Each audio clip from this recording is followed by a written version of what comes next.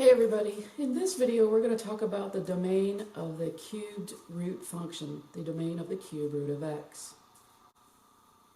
We are looking for all the x values that will work for the given function, the cube root of x. And it turns out that any number can be used. So we're going to be using all real numbers for our domain because any number can be used underneath that radical. It can be positive or negative, all because of the cubed root. So if you have an odd index, you can use any number that you want, positive or negative, hence the reason why we're using all real numbers for our domain. As it turns out, this is very easy to actually do. We have f of x is equal to 5 times the cube root of x minus 1.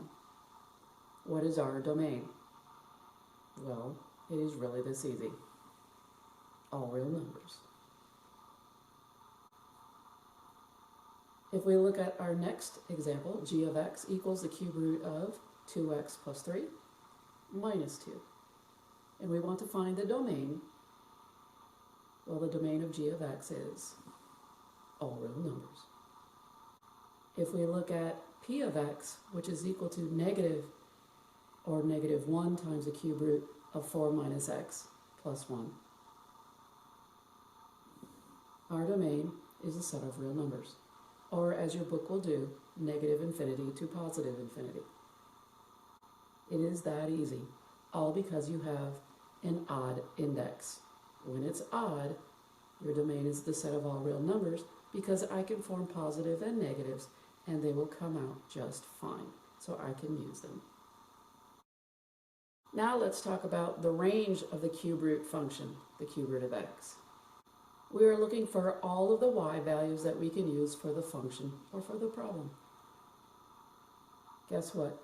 The set of real numbers is going to be our answer for the range because any number, whether it's positive or negative, can be used for our y value. So whatever number you put in for x, we can actually find a y value that can be positive or negative. So again, it is nice that the cube root function is relatively easy when finding the domain, or in this case, the range. If we look at our f of x function, again it looks familiar because I'm using the same function, 5 times the cube root of x minus 1, our range is a set of real numbers. If we look at g of x, which is the cube root of 2x plus 3 minus 2, and we want to know the range, it is a set of real numbers.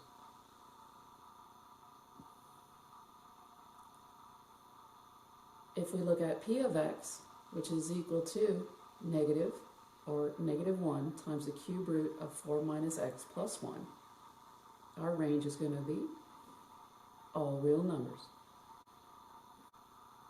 So let's review the cube root function, or something along the lines of the cube root of x, or the cube root of insert radicand here. So whatever this is. But whenever we have the cube root of something underneath here, cube root function, any x value can be used, whether it's positive or negative. Hence the reason why our answer for the x values for our domain is all real numbers. Any y value can be positive or negative, hence the reason why we say all real numbers.